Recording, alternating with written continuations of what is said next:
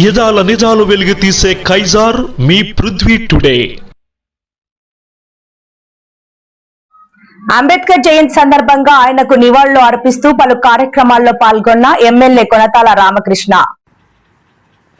రాజ్యాంగ నిర్మాత doctor BR Ambedkar జయంతి కార్యక్రమాలలో భాగంగా మాజీ మంత్రి శాసనసభ్యులు కొనతాల రామకృష్ణ 4 రోడ్ల జంక్షన్, భీముని గుమ్మం junction, Vijayaramarajupeta, AMC colony, Vijayaramarajupeta, Sriramanagar, Relli వీధిలో గల డాక్టర్ బిఆర్ అంబేద్కర్ గారి విగ్రహాలకి పూలమాల వేసి నివాళులర్పించారు. ఈ కార్యక్రమంలో ఆయనతో పాటు మాజీ శాసనసభ్యులు, ఏపీయూఎఫ్ఐ డీసీ చైర్మన్ పీలా గోవింద సత్యనారాయణ పాల్గొని నివాళులర్పించారు.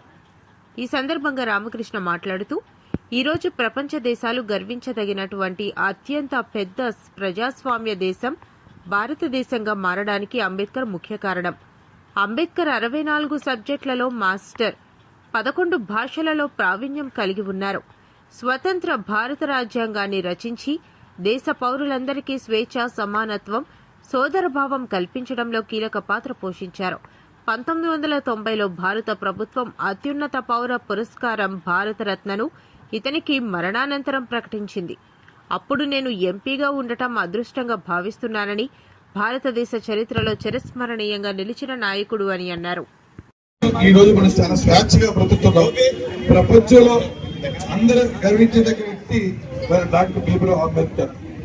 135 సంవత్సరం కావస్తుంది. ఈరోజు మనం రేపు రాబోయే భావితానికి కూడా ఈరోజు హ్యాపీగా ఉంటారంటే ఆ మహనీయుడు డాక్టర్ బిఆర్ అంబేద్కర్ ఆశయాలు. అలాగే మీ అందరికీ తెలిసిన విషయం, గతంలో ఇప్పుడు కూడా పాఠ్య పుస్తకాలు పొందుపరిచేవారు. ఎస్సీ వాళ్ళకి అంతరాలతో ఎక్కువగా చేసేవారు గత పాలకులు, బ్రిటిష్ కాలంలో.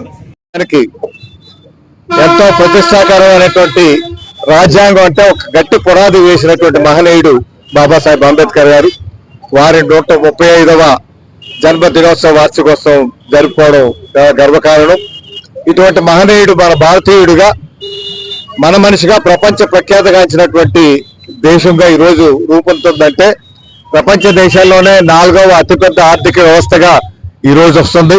రేపు 2047కి ప్రపంచంలోనే అగ్రగామి దేశంగా రూపొందించబడుతుందంటే దానికి కావాల్సినటువంటి పటిష్టమైనటువంటి రాజ్యాంగం ఉంది కాబట్టి, పటిష్టమైన ప్రభుత్వాలు వస్తున్నాయి కాబట్టి ఇవన్నీ కూడా మనం సాధించుకోగలుగుతున్నాం. అటువంటి మహనీయుడికి నివాళులు అర్పించే విధంగా మీకు రిజర్వేషన్ ఏదైతే 33% రిజర్వేషన్ 2029కి రావాలనేసి కోరుకుంటున్నామో, ఆ రిజర్వేషన్ ప్రక్రియ మొదట న్యాయశాఖ మంత్రిగా ఉన్నప్పుడే వారు మహిళలకు సముచితమైనటువంటి స్థానం ఈ దేశంలో కల్పించాలని ఒక హిందూ కోడ్ బిల్ అనేది తీసుకురావడం, ఆ స్ఫూర్తితోనే ఈ రిజర్వేషన్ ఇప్పుడు కూడా వస్తుందంటే ఇన్ని సంవత్సరాల తర్వాత ఇప్పటికైనా పాలకులు ఇటువంటి బిల్లులు తీసుకొచ్చే కార్యక్రమం చేసేందుకు వారికి ఘనమైనటువంటి నివాళులు అర్పిస్తూ వారి బాటలో నడిచే విధంగా సమాజ స్థాపనకే ధ్యేయంగా పనిచేసినటువంటి బాబాసాహెబ్ అంబేద్కర్ గారికి నిజమైనటువంటి నివాళులు అర్పించాలంటే కులాలు, మతాలు, ప్రాంతాలు విభేదాలు లేకుండా ఈ దేశం అంతా కూడా సర్వ సమానత్వంతో ముందుకు వెళ్ళాలి. ప్రపంచ దేశాల్లో అగ్రగామి దేశంగా రూపొందించబడినటువంటి ఈ రాజ్యాంగ వ్యవస్థను ఇచ్చినటువంటి బాబాసాహెబ్ అంబేద్కర్ గారికి మా ఘనమైనటువంటి నివాళులు.